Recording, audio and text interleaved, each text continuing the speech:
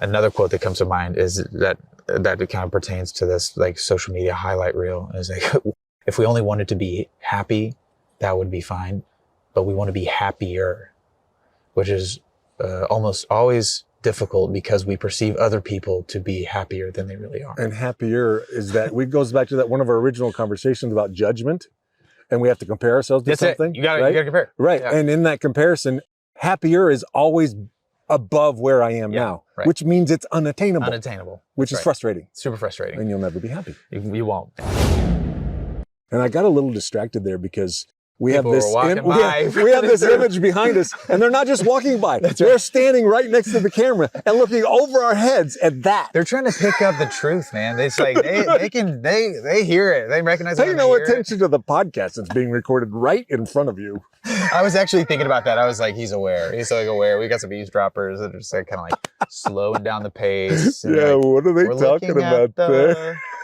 Oh, I think I left something over. Hang out for a little bit. I was like, hey, come join us after the podcast. So long story short, I think that was too late. There it is. Way too late. I told you I don't have that short brevity problem. I have too much. You start. You instigated That's right. You open this can. I'll let you talk too. Once this dies. Yeah, that's right. That's right. You are what you eat. Very literally. Yeah. And that's mentally, emotionally, spiritually, what we're reading, what we're hearing, anything that our senses, our five senses are bringing into our body is shaping who we're becoming. Right. And are we being good stewards of that? Yeah. And am I going to become a pizza later tonight because I'm going to hit that? I think I might. I hope I become a pizza. In about 30 minutes. Just side note, Camp Curry has some of the best pizza in the absolute world. Actually, some really good food down here in Yosemite Valley. I was like, I don't know if I've had better pizza. I've like traveled Italy. But we digress. Yeah.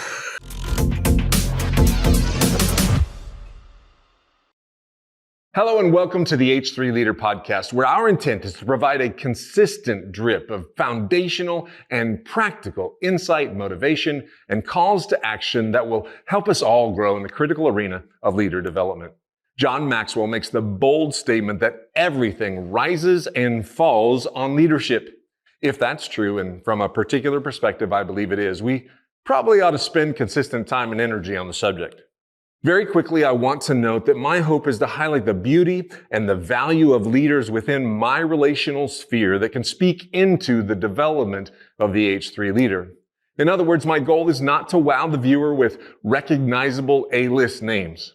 In fact, most of my guests will be absolutely foreign to most of our tribe. But you know what? That is not only okay. It is, in my humble opinion, a value add to the conversation. Because let's face it, always upping the ante with A-lister recognizable names is not sustainable. What is sustainable is the vision of bringing the stories of real life, trench-digging leaders to the table for eye-to-eye conversations that meet leaders like you and me right where we are. In today's conversation, I am elated to introduce you to my good friend Cameron Gilliam with an interview that we recorded in one of the most picturesque places on the planet. I cannot wait for you to meet him. Coming up right after this.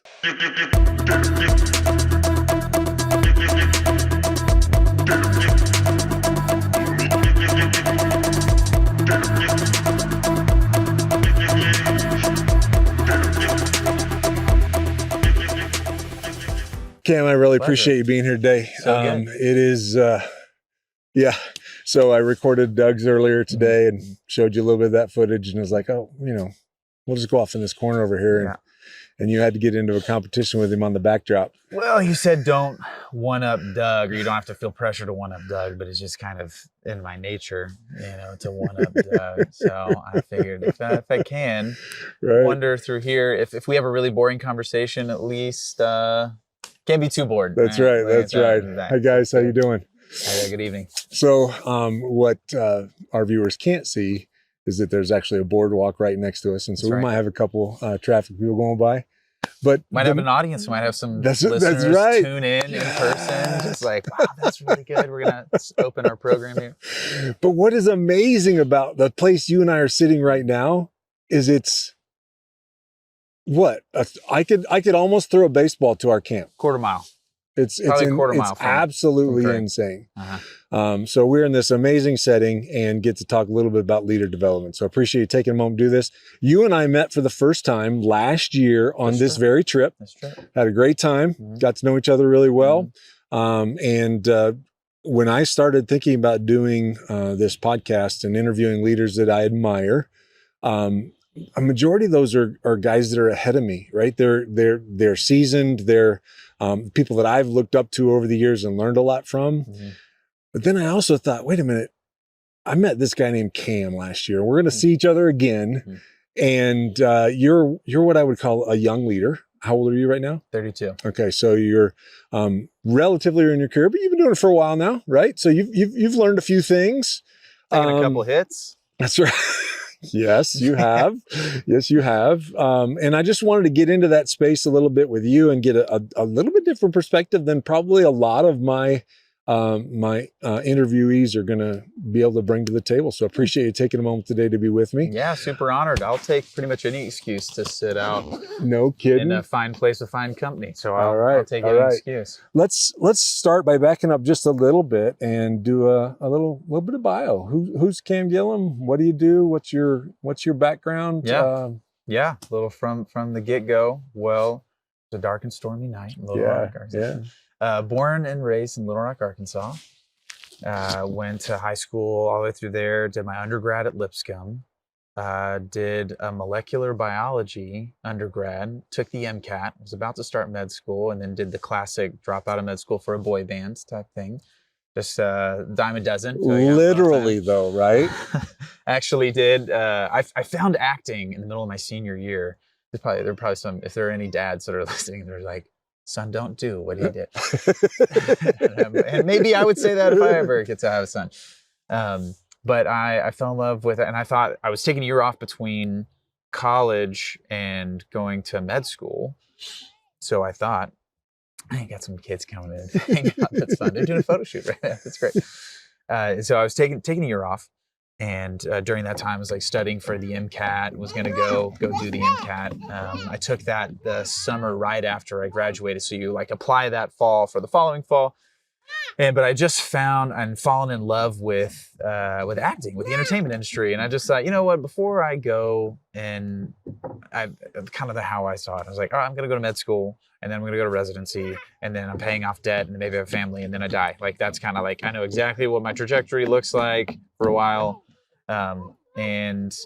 Before I jump into all of that, I was like, let's just take this full year and let's just lean into this more. I ended up going on Craigslist and just looking at the talent section. So I was like, where do I do more of this? I don't know. I like what's happening.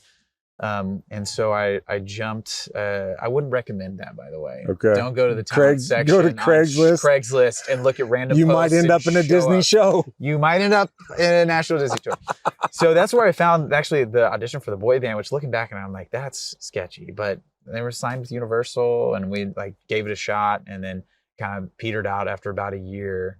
And through that, I was actually telling the story on the hike today that I was in an interview at UAMS and interviewing for med school, and she was like, "You've got the grades," and she like turns off the recorder, like, "You've got the grades, you've got the extracurriculars, you've got the personality, and I don't think we want you." And I was like, "What'd you say about that?" She's like, I see that you're a man of faith, and so I feel comfortable telling you, like, as someone of faith, I just get this feeling, can I just talk with you like normal, like person to person for a second? And I was like, sure, yeah, that's totally fine. She was like, I just get this sense that no one's ever given you permission to do what you actually want to do. And I just started crying. And I was like, I don't know. And I didn't know. I felt like my life is built up to this moment. And this is what like I need to do because it makes sense, because I've invested all this time, and probably it's a really good voice to listen to. 23 years of your life and kind of like angling this direction. And then I thought, like, you know, what if I explore a little bit? She didn't talk about how your prereqs are bad after 7 years and you can't go back in. But it's it's a significant part of my story because that feels like a big trajectory shift. Yeah. It kind of put me on a big path, and I'll kind of get into what I think what direction I imagine might go today, depending on how much I get to steer. But it kind of set me off on a track, and he ended up getting into dance and ballroom and then musical theater. And it's funny coming from the science background and jumping into this artistic world. I felt like a whole half of my brain that I hadn't used. I'm jumping into that side, enjoying it, finding some success, even though I was like jumping in. I mean, I grew up doing sports and felt like every instrument I could get my hands on, and grew up in the Church of Christ, so we sing all the time. So I was harmonizing with, I think, before I was walking. I didn't even know what it was. And it was in shape notes. Yeah, that's right. Yeah, just sing the shapes. And I learned music theory because I did like 7 years of piano, and I did all that stuff, but I never like married the rhythm with the music with the coordination of sports. And so like it kind of blended together, found dance, fell in love with it, started a production company, was like choreographing for music videos, started choreographing and directing some musicals, moved to LA, booked a Disney tour, and then like my first month went around, did a tour around the country, thought I had a shot at Disney Channel, so left. It was the first to leave the tour, kind of burned some bridges there, and then through kind of a random, it's a longer story than it's worth telling right now, but kind of through someone kind of else felt like it, probably my fault too, kind of dropped the ball, ended up not getting the opportunity, go to the bottom barrel of what it's like to try to make it in the acting world in Los Angeles. And I came out there with a vision of, I want to tell stories, redemptive stories that help heal people and build bridges of understanding between estranged people. It's like, how do we like love the world with this? And it wasn't until COVID happened that I slowed down enough and realized that my vision had fallen from this like grand redemptive vision of what I was going to do with stories. And I was going to help try to heal the world, try to bring peace, bring perspective. I wanted to tell stories that like a dad and a son leave the theater, and all of a sudden they're like, and the son's thinking, oh my gosh, I think I like understand my dad in a deeper way for the very first time, because that was our dynamic. Yeah. I just witnessed that. I didn't know that was his perspective. Why didn't he just say that? Maybe he didn't have the language. But the arts actually translated that for him. That's it. So they like taps into the story. But I slowed down enough over COVID, and I was like, I think I'm miserable. And my vision had fallen from tell redemptive stories to like just survive. Wow. And that was 29 I was like, I'm staring down the barrel of 30, like no career to speak of. I just like blew my 20s. I feel like I have nothing to show for it. I felt this weight. I'd never named it, but I was like, all of the people that I could have healed and helped like be a part of their story of healing, if I'd gone in the medicine direction, I was like, I have to help heal at least that many people with the narrative side, with the acting, with the performing, with the storytelling side, to justify that selfish departure. And that's been a lot of my forming, I would say, and that kind of set me on the path, like having, if I had to like throw a redemptive kind of story through that thing, and there was a lot of opportunity. Who knows who I would be if I didn't have that. Oh yeah, everything shapes us, right? Everything shapes us, and I really do believe that the Lord uses all things for the good. I really do. And I think maybe the greatest good that could have been used for is I grew up in pretty relatively like legalistic, fundamental, and I like the fundamentals, Christianity, and it's great. It's even better when it's partnered with crazy grace and the Holy Spirit, which I've like stepped into, and it just like opened up a whole new world. But you don't realize that it's like, if it's the legalism of like it's like a religious framework, a standard is given, and you're either in or out based on your ability to live up to that standard. And the only way you can figure out if you are living up to that standard is if you look around you, and it's like, I'm comparing myself to everyone else. And there's just no grace in that. There's no grace. And so the only way that I can actually like me is if I'm doing better than you. Like I actually have to judge you and take you down a rung so that I can justify have permission to like myself. And that just, it brings a case of either total like depression and anxiety when I look around and I don't measure up, or this superiority, pride, and arrogance. Oh yeah. And like, Yeah, there's only two ways that comparison goes. It's either toward pride or toward shame. That's it. And so I was like, I think any kind of like staunchly legalistic system where you're worth what you perform, what you produce, I feel like builds that sense of self that I'm constantly comparing, constantly having to achieve my worth, and like relationships break down and I can't really connect. And I don't think I saw it until that like big failure. And I had a couple that I felt like on the Disney tour, I did a job in Germany for a summer. And then on that Disney tour, I was in community, and the interesting feedback that I got as I was trying to like be a Christian, be a light, be a leader. And the interesting feedback, they were like, you're so full of yourself. Mm. And I was like, that's not what I was expecting. I'm like, you see me serving, you see me, but they could, even though they didn't necessarily know the Lord, they could sense the heart that it was from. Mm. And I was like, man, if it took like 29 years to like beat that spirit of like prideful, arrogant, comparative spirit out of me, maybe that's worth it. If it cost med school, if it cost financial stability, I'm gonna get emotional thinking about it. I was just thinking about it, wrestling with it today on the hike as we were going through, and I was like, you know what? Like if that was the price of like naming and like flagging that like demon that assails people, I think I would pay it again. And that's been something that's been really redemptive to hold on to through that whole story. That was a deep share, and I can't tell you how much I appreciate you trusting our conversation with it. And I don't want to trivialize it at all. No. There's a quite natural segue from that into this concept of being a humble leader, right? Mm-hmm. Humility is entwined in that entire story, the felt sense of false humility and look at me serving, and now this kind of in your face, no, you're just full of yourself, humbling experience that is. And then you come into this realization that if I had to do it all over again, would we choose it? Maybe not. But was it worth it? Probably so. Mm-hmm. Because now our spirit is in a different place. Mm-hmm. And it takes our life journey. It takes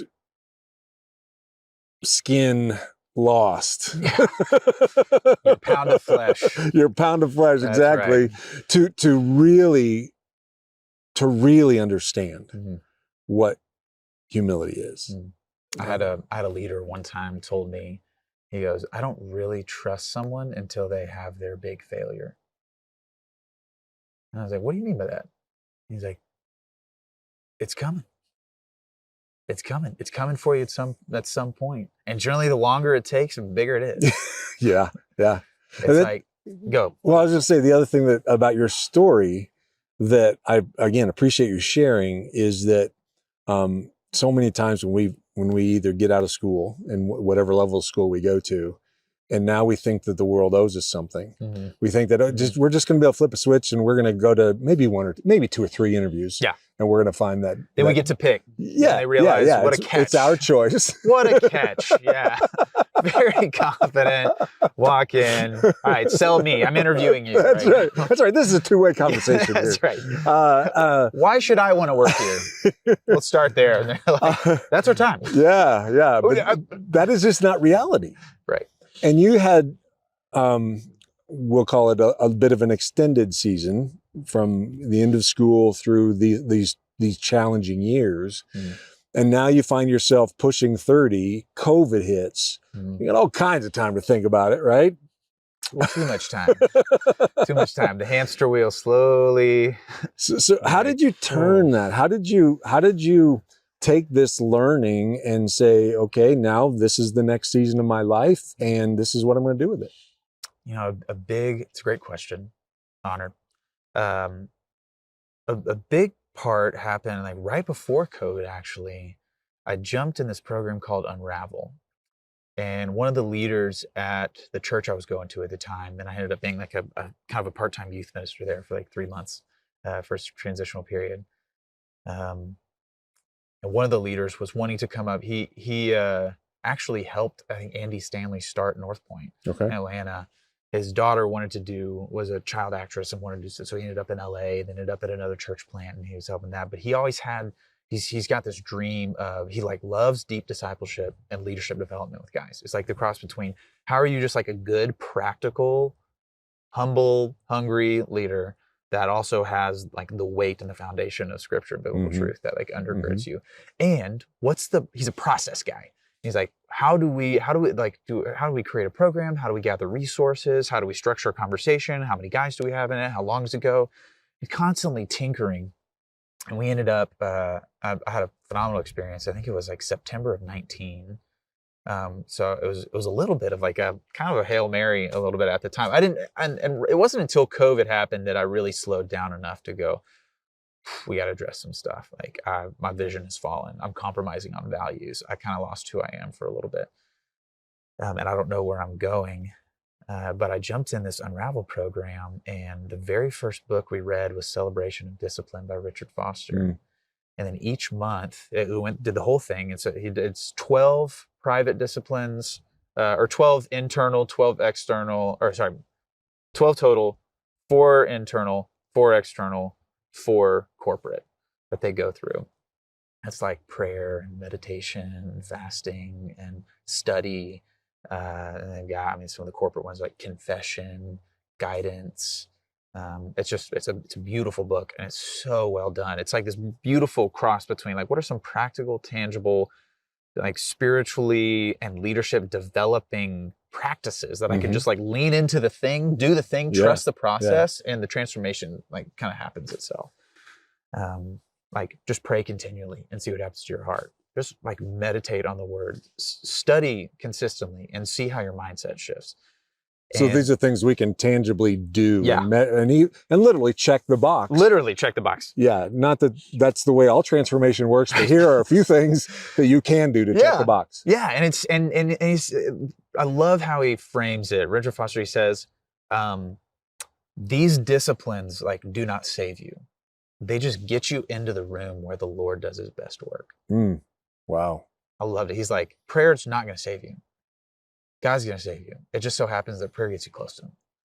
Meditation's not going to save you. It just so happens that you clear your mind and your heart in a way that you can receive. Wow. Fasting's not going to save you. Yeah. But it somehow puts you in touch with like a spiritual realm once you get the physical, and what's underneath comes up, boils up, and now I got to address it. Yeah. And then there's this whole like undercurrent of just being disciplined and how that changes our openness and our approach to just about everything that we do. That's it. And dude, I'm pushing my late 50s, and I'm not pushing. I'm in my late 50s. I'm there. And they're pushing back. Yeah, that's right. Pushing back. That's right. Trying to keep me down. But it's really, it's almost, it's humbling, but it's almost embarrassing to admit that it's just been within the last few years that I have started to truly appreciate the concrete link between cause and effect. Oof. You know? When you sit down, like, the cause of sitting for a little bit and the effect of my consequent prize. Yeah, I just, and so now you're talking about very practical disciplines, and there is a cause and there will be an effect based on it, and you can count on it. Right. It's a beautiful thing. It's kind of like in a world that's shifting and unpredictable, and what are the stocks going to do, and where's the company going to go, and how's this relationship going to work out, and how's this conflict going to, like, there's something so grounding in like the fundamentals. Sleep 8 hours a night. Drink water. Yeah. Get out in nature. Get outside. Get outside. Have a conversation with someone that's meaningful, and you're not trying to extract or to network, just to like enjoy the connection. Yeah. And like there are these like, they're just formative processes, and it's like all through, and it makes you think like legalism, it's just so close. It's like the rules don't save you. Like that's the idea. It's like you make a god of the rules. Yeah. As opposed to the rules, the way of living this like process life, this disciplined life just works on your heart, works on your mind, orients your relationships, gives you truth, and sets you up in a posture to receive from the Lord in a way that like he does the work. Yeah. And it's still grace. It's all grace. Meditation wouldn't work if not for grace. Yeah. Prayer wouldn't work That's right. if not for grace. That's Fasting right. wouldn't work except for grace. It's Right. just like all of these different avenues by which we get to receive that. And so I jumped into that, and it's like, it was like coming up for air. I was like jumped in. What we did is like every month after that, we would practice for the first, so we read the whole book in the first month, and then I'm giving away all the secrets. Right sorry, Mark. It's really good. You're trying to spread the word. So That's right. That's right. Yeah. it's a great program. read the book. Read the book. And we did, and then each month after that, since it was like a 12-month thing and there are 12 disciplines, each month we would be focusing on one of those disciplines. So it's like, don't try to do, we're not doing guidance and confession and celebration and worship and fasting and prayer. It's like, no, let's just focus on one. What does it look like if you were to meditate on scripture?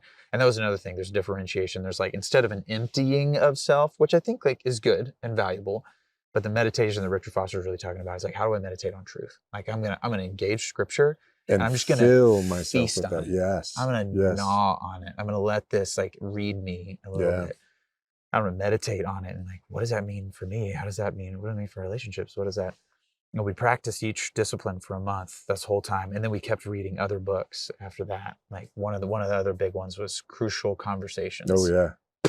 Yeah. That's a powerful one. Good Lord, just like taking charge of your stories. We don't react to reality, we react to our interpretation of reality, the story we're telling ourselves about reality. So the guy that cuts us off, we're not, and we're like, what a jerk off. Like he thinks he's more important than me. Where does he got to go? And he pulls over, waves you down. I'm so sorry. My wife just went into labor, and the rush, I left the office and I left my phone. Do you know where St. Thomas is? What just happened in my heart? Reality didn't change. Yep. I changed because Yep. I'm like, and I'm not taking charge of my stories. That's like one of my favorite takeaways from that book. So long story short, I think that was Too late. There it is. Way too late. I told you I don't have that short brevity problem. I have too much. You start. You instigated. That's right. You open this can. I'll let you talk too. Once this dies. That's right. That's right. But that was really, it was such a faithful move of God to like introduce me to some leaders and some guys to grow with, practice those disciplines. And it's like, when you commit to this, you show up on time. And we're all counting on that for you to show up time. Do you commit? Are you going to be a man of your word? Mm-hmm. And it's part of that. Well, sorry, there was traffic. There was, about that. And I was like, hey, this is for you. Like, this is for you. Do you want it or do you not? Right. We can keep making excuses for it. So anyways, I could talk about all the books that we read and all the insights and takeaways. That's an important one though, right huge. there. And that I want to just take a minute to, and we don't have to expand on it, but I love it. I think it's a great place. This idea of taking ownership. Yeah. Just taking personal ownership for being on time, for reading the books, for processing those books, for enacting on our disciplines. Memorizing the first chapter of Proverbs. Yeah. And just, that's on me. Yeah. And it is for my benefit. Mm-hmm. But so often, and I think that's maybe a line that a lot of us cross in our leader development journey, is at some point in time realizing this isn't their responsibility, it's my responsibility. Right. And there's a lot of power that comes with that. As you don't realize, it's like, really, what's the narrative underneath that? What's a narrative underneath that habit? It's an unpredictable environment that I just don't have any control over. Yeah. And I just can't do anything to affect it. Right. I mean, that's just what naturally happens. I mean, I can't predict the traffic. Right. Even though I have Google Traffic Alert, I just didn't think about it at the time. So I guess I could have but I mean, I was connecting with other people. And it's like, we make all these excuses, but I feel like the narrative underneath that story is, I don't have the power. I don't have the enough control to implement. And it's like, bullcrap. Yeah, because I think a tangent of that is it's almost as if when we're in that state, we are looking for the one reason that we can use that sounds justifiable. Yeah. That's right. That's it. I will something I'm going to be late anyway. That's right. I'm going to find a reason why I was late to justify my lateness. And I did that. I did it. Yeah. Because I saw there was a person in the car, and granted, I mean, maybe it was the right thing to do, but it's here I'm justifying it. But literally the very first, or the second one. So we met. We all made the commitment to each other. We're like, we're gonna start on time. We're gonna be on time. Everyone's gonna show up. They're gonna have the books read. You're gonna have your part of your personal mission statement written as we developed through this thing. You're gonna have these boxes checked, and that's what we're gonna do, and you're gonna get here on time. And I remember I was riding there, and there was someone that had like just had a fender bender or something like that, and they got out of their car and they forgot to put it in park, and it goes careening backwards down this hill. This is in like Altadena, just north of Pasadena, and so it's a really hilly place. It goes backwards, hits another car, and spirals like into someone's yard and like rolls. And I'm thinking, I'm already gonna be like 3 minutes late. What a beautiful excuse. What an opportunity. And so I go and I show up. What would you have done? Like, I mean, what am I supposed to do? These are leaders here. Yeah. But inside, I like used an opportunity to justify like my own and to get out of ownership, to get out of owning it. I didn't set the time. There were other things that I prioritized. Yeah. Because truth be told, if he's told me I would get $1 million if I showed up on time, guess where I would have been on time? Yep. I would have done it. And you wouldn't have been at that particular intersection and seen everything happen. I wouldn't have been there. I would have been way past it. And I would have looked at them, someone like rolling heads in the street, and I've been like, you're not kidding me, $1 million. I'm hightailing it to, I'm not promoting that. No. But hey. And just a hat tip to this thing called agency. Yeah. In that rare instance where you do have a house burning and you got to go save a puppy, you go save the puppy. I'm late, guys. But I got a call. I told him I'd be there at the time. We're picking drapes. And I told him, and I'm a man of my word. All right. So that's right. No, but hey, I'm late because I saved a puppy. But you and I, having traveled that journey, we know when we're telling a story for justification. Yeah. And when we are taking ownership and agency and say, I own the fact that I'm late. Yeah. And I'm sorry. Yeah. I had two competing things. There were two values, being on time and being like a helpful citizen to someone in distress. Yeah. And I judiciously weighed the two, and I made the best decision I could with the information that I had. Right. And I'm not using it to justify this. Right. I own the fact that I'm late, and I will, what can I do to like make it? Right. And I was like, that's how I want to approach it. So you had this experience with these men. Yeah. And when I met you, you were in ministry of sorts. Yeah. So this is early COVID to just last year. How'd that transition work for you?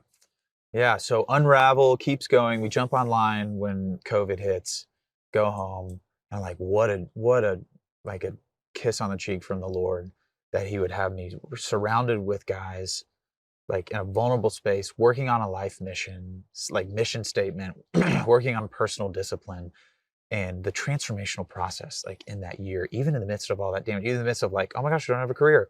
I don't have a wife. I don't own property.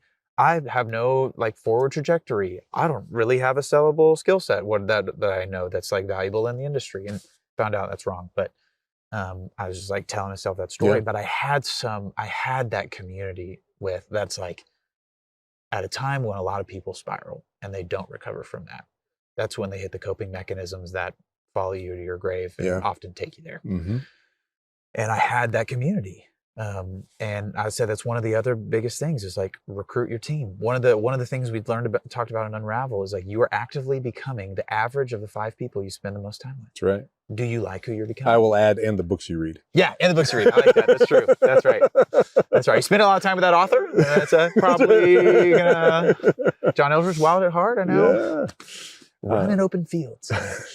So that team coming around you was, in a sense, a lifesaver for you. Huge. Because you could have gone a different direction. Yeah, I think like looking back at it, I realized. I mean, in the moment, I felt incredibly fragile, no direction, depressed in myself.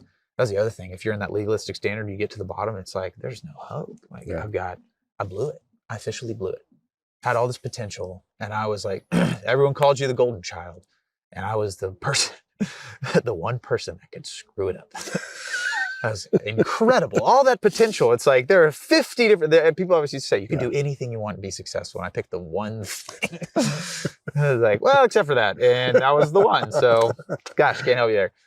But I realized it was really fragile, and they like surrounded me, and I had that like truth that I've been working on, and I could feel the transformation in my mind, and I brought me back. And like the next season was I went back home to Little Rock, duffel bag in a suitcase, thought I was going to spend 2 weeks with my family until this all blows over. Yeah.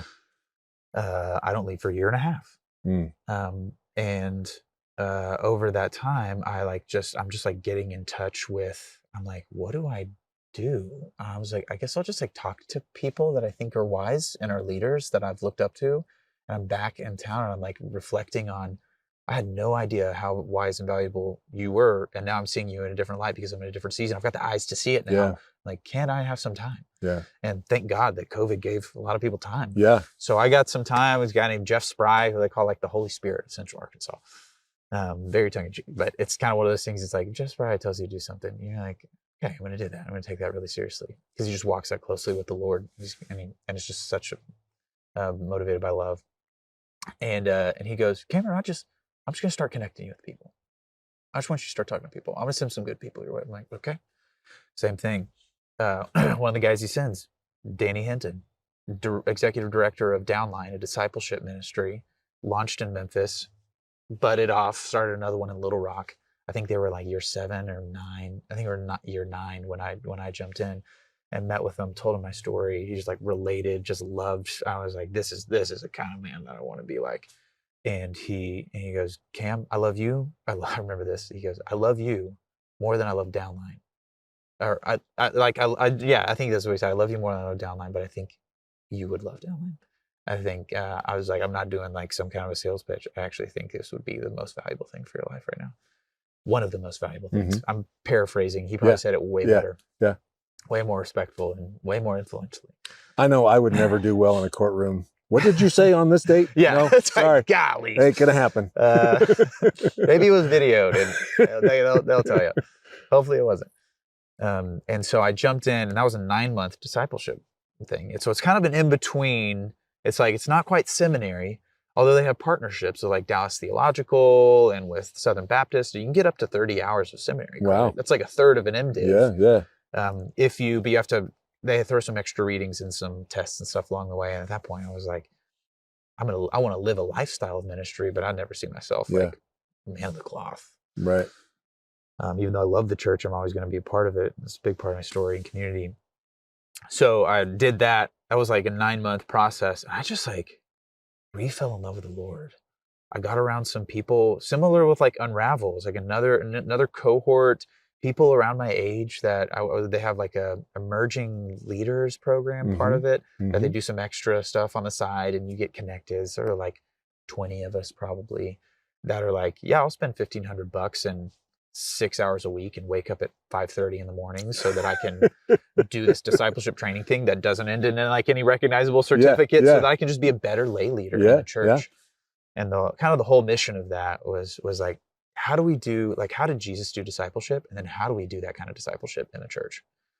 And you do a whole overview of scripture and Christian faith in the home and what is like to disciple in the digital age. And I was just drinking. And I realized like I was just so bereft of like truth and that kind of community. And then so Unravel kicks into Downline. I'm like 2 years into this like reorienting process. And halfway through Downline, who did I meet? I was talking with a consultant who introduced me to a coach. And I'm learning all these leadership principles. I'm feeling them work on my life. I'm getting coached by this, the Unravel leader that I was with is actually a professional coach, and also a professional storyboard artist and can do everything. And I'm starting to like witness what it's like to be transformed by some of these processes and be around these people. And I'm looking at this kind of leadership, and I'm like, oh my gosh, like if the church got a hold of these leadership capacities, if a business got hold of these, and I was like I'm discovering something for the first time. And it's like, yeah, we've been doing that for about 2,000 years. But I'm just like, I've gotten a taste, and I got to get more. So I was looking at an executive coaching. I was like, what? I talked with an executive coach in Nashville. He was like, I loved he did an industrial and organizational psychology master's. He's like, I love it. And it was great. And I ended up opening a coaching business for 13 years with my professor. He's like, but if I had to do it all over again, I would do this program at Vanderbilt. I looked up the application deadline for that program, and it was the following day. Oh, wow. So all right, I'm going to take it as a sign. I apply, I do it, I jump in, takes me back to Nashville a year and a half later. It's technically master's in human development with an emphasis in organizational leadership. And then I did a kind of a choose your own adventure and took a lot of the leadership and organizational performance classes, including executive coaching. Wow. And organizational learning. And there's a guy there named Mark Cannon, who's maybe the most brilliant man I've ever met. And that's a theme in my life. I just see like all of these giants of the faith and of leadership and of their family and in the community. And I'm just like, I'm gonna study your feet. And so I took executive coaching, and then my buddy in LA was starting a coaching company, and he knew that I was getting that master's, and he was like, hey, I didn't know you did this. And I was like, I didn't either. But it was kind of out of nowhere, but I'm falling in love with it. I was coaching. I had coached like 4 or 5 people through the process of being in the class. And I was like, I'm finding some success and I'm really enjoying the process.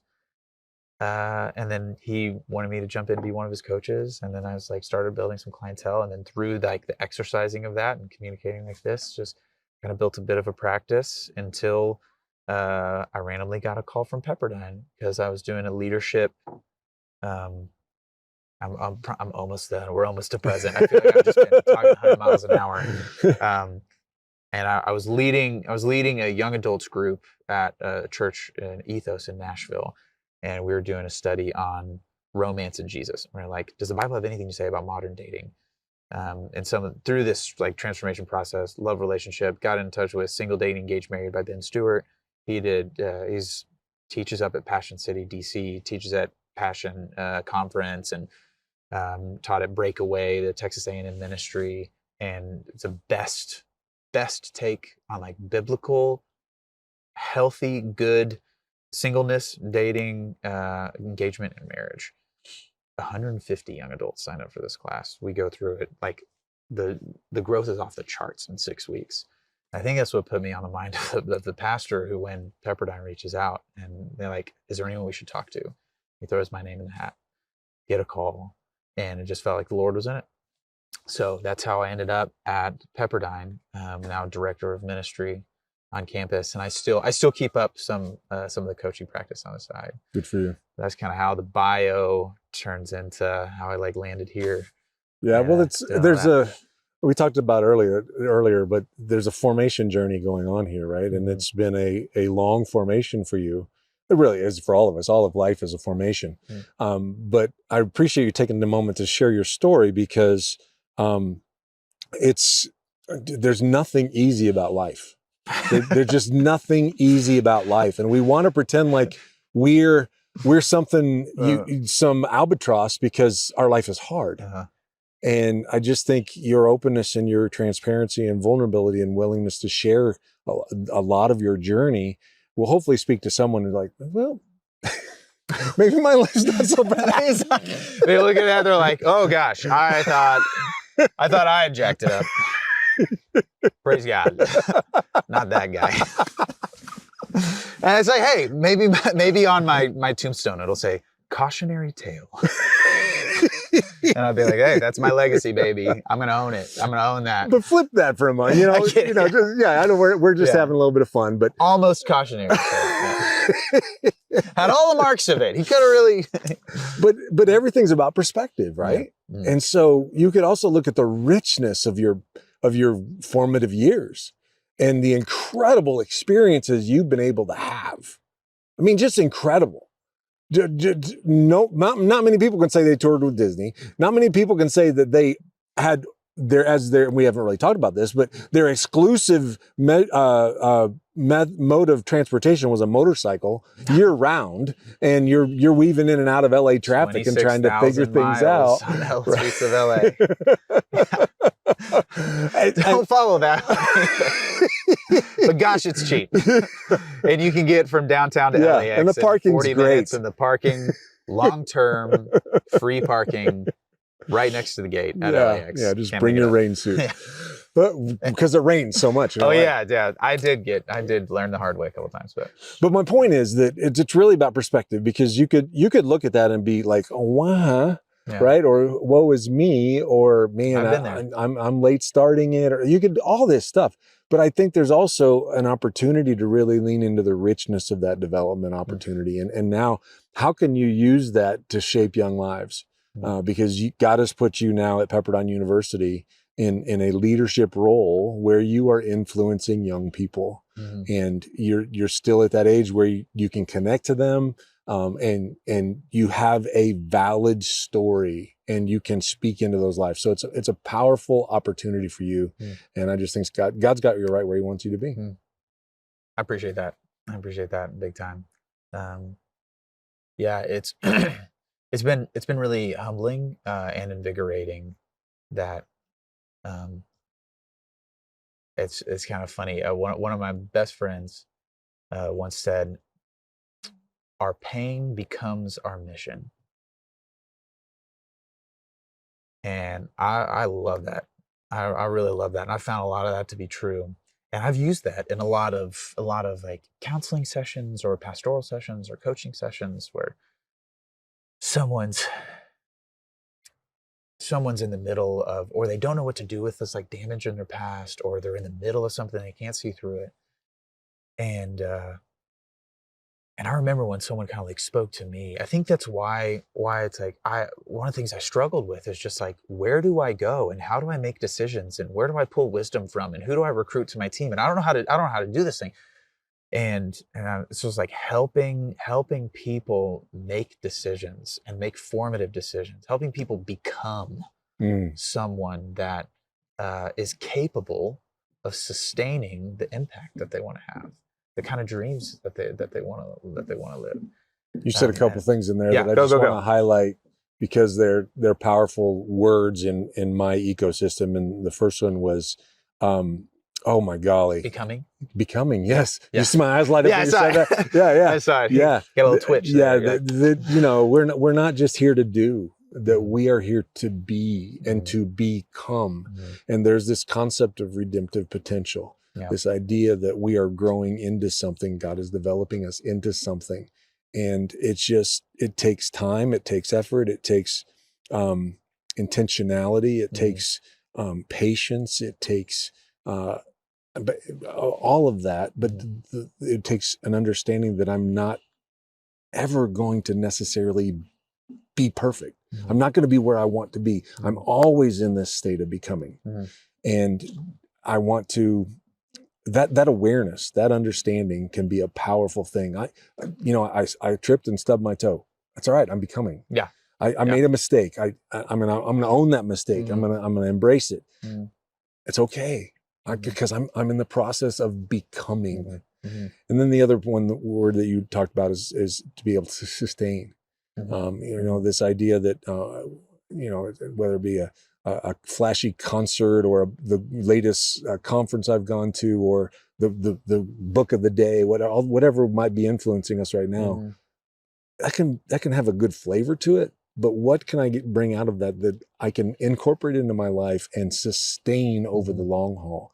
Because it's what I can sustain becomes a part of my becoming process. Yeah. And I got a little distracted there because we have this image behind us, and they're not just walking by. They're standing right next to the camera and looking over our heads at that. They're trying to pick up the truth, man. It's like they hear it. They recognize it. Pay no attention to the podcast that's being recorded right in front of you. I was actually thinking about that. I was like, he's aware. He's like aware. We got some eavesdroppers that are just like kind of like slowing down the pace. Yeah, like, what are they talking about there? Oh, I think I left something over hang out for a little bit. I was like, hey, come join us after the podcast. Well, as we could attest to in our first meeting last year, you and I could talk for a 14-mile hike. Yeah, 15.6, I found out today. There is something about your personality that I love, man, and we kind of click in the conversation. My point in even going there is that we probably wrap this up a little. Yeah, right. we hit the point. I have limited battery power. Yeah, that's right. It may be dead. It very well could be. We don't actually. Thanks for rein it in. But I would love to just hear one or two things. In your 32 short years, you've learned a lot. What would be a message that you would want to leave for other young leaders in their becoming process? Gosh, there are probably so many things. I wish I had a mind like that. That's like, what's the top two? Yeah. Oh, there they are. I guess one of the things that popped up while you were talking about becoming is I love Visioneering by Andy Stanley. It was one of the books that we read. Yeah. In Unravel. And one of the quotes that stuck out to me, he says, everyone ends up somewhere. A few people end up somewhere on purpose. And I found that kind of makes all the difference. And we're so in a highlight reel society of social media, where it's kind of another quote that comes to mind is that it kind of pertains to this, like, social media highlight reel. Is like, if we only wanted to be happy, that would be fine, but we want to be happier, which is almost always difficult because we perceive other people to be happier than they really are. And happier is that goes back to that one of our original conversations about judgment, and we have to compare ourselves to something. You got to compare. Right. Yeah. And in that comparison, happier is always above where I am now, right. Which means it's unattainable. Which is frustrating. Super frustrating. And you'll never be happy. You won't. And I think that that's one of the biggest ones, especially for young leaders. I feel like you kind of escaped the social. Well, here we are doing a little social. I mean, it's key. It's good. It's like, it's a tool. It's a tool that you can build a house with a hammer. And but I didn't go through high school with social media. Man, in your formative years, I also didn't. Like, I got my first iPhone when I think right after I graduated high school. And I can't even fathom. Yeah. I applaud profusely parents that are like, we're looking at the psychology, we're looking at the sociology, we're looking at the statistics, we're looking at the triple in teen suicide since social media came out, the triple in mental health since the iPhone came out, of mental health, like, difficulties. I'm looking at the data, and I was like, we don't hand car keys to a 10-year-old. No. Car's an incredible resource. Right. That at the wrong time brings death. And I consider social media like 100%. It's like, do you have the faculties and this, like, psychological and the identity that you're not, like, hooked to that thing? So I think, like, one of the biggest things in the next several years are going to be like, how can we out disciple the digital age of people that are drinking in social media. I mean, it's like, if you watch The Social Dilemma. Oh yeah. And it's like, and you ask them, they're like, do you let your kids, like, use Facebook? And they're like, oh, absolutely not. I was in the room where it happened. And these are the leaders at Facebook. Yeah, that's right. They're the ones that are profiting off of the attention capital. Yeah. No way, Jose. And they're like, absolutely not. And so I think one of the biggest things is like, how are we stewarding our identity and who we're becoming? And are we conscious of how the digital world is shaping or hindering? Well, and what comes to mind as you're saying that is really, I mean, we are by nature consumers. Yeah. And we are becoming what we are consuming. That's it. You are what you eat. Very literally. Yeah. And that's mentally, emotionally, spiritually, what we're reading, what we're hearing, anything that our senses, our five senses are bringing into our body is shaping who we're becoming. Right. And are we being good stewards of that? Yeah. And am I going to become a pizza later tonight because I'm going to hit that? We are. I think I might. I hope I become a pizza in about 30 minutes. Just side note, Camp Curry has some of the best pizza in the absolute world. Actually, some really good food down here in I'm trying Yosemite to think. Valley. I was like, I don't know if I've had better pizza. I've like traveled Italy. And But we stuff. digress. Yeah. So the last thing that I would say is like everyone ends up somewhere. A few people end up somewhere on purpose, and it's like, yeah, who you surround yourself with. Like they say. I mean, I think the number one source of like well-being. It's like the psychology is pretty clear. It's meaningful relationships with meaningful people.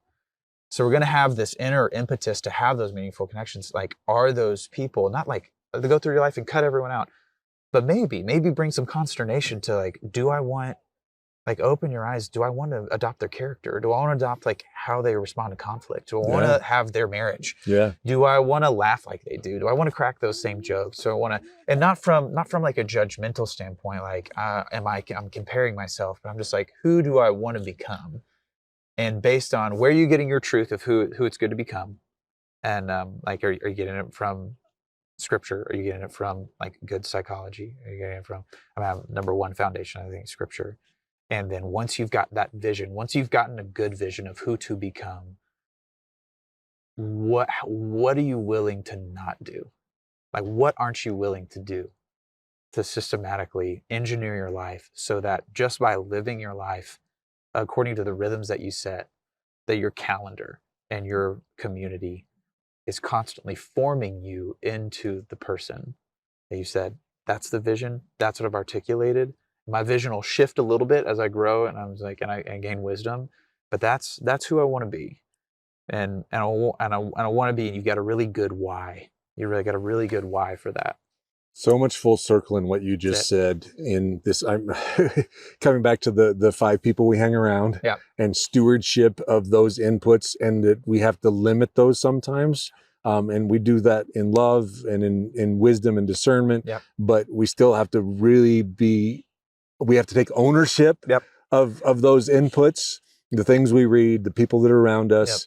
And then you came back to visioneering and who do I want to be, and how do I adopt the parts of their life and allow that input and consume that into my life so that it is a part of who I'm becoming. I mean, that and more all got wrapped up in that summary statement of yours. So I really appreciate that, man. I appreciate the way that God is using you. I appreciate your wisdom it's all relative, but I still think you are a young leader at 32. I appreciate that. I will claim that moniker as long as I can. But I don't say that in a demeaning or less than way of any way, shape, or form. I know. Because God is using you, and He has brought you into my life, and there are parts of your life that I look up to, that I want to be able to consume. I love your spirit. I love your communicability. I love the fact that you can one wheel like nobody else. We're going to get you on it. We're going to get you on that like later. You get a pizza, and we'll give you the courage. But there's just a joyful, youthful energy about you that comes out in me when I'm around you. And I'm thankful for that. So, man, right back at you. Brother. The joyful, youthful energy. Truly, you bring it out. I was like, when we were connecting, I was like, man, I love your heart and spirit and your character, and everyone listening to this knows how great of a man you are, because of who you surrender to ultimately. No. I'm honored to be a part of this. Thank you for wanting to hear a little bit about my story. Thank you, bro. Thank you. Be well. Let's go get some pizza. Let's eat some pizza. Thank you for taking the time and energy to join us in today's conversation. I hope you will continue to join us on this journey, a beautiful shared journey from here to there in the world of leader development. Until we meet again, remember to always do something, anything, every single day to move the proverbial ball forward, to make the world within and around you 1% better. Because whatever your goal, vision, or task, remember, every day is training day. Blessings to you all, and we'll see you soon.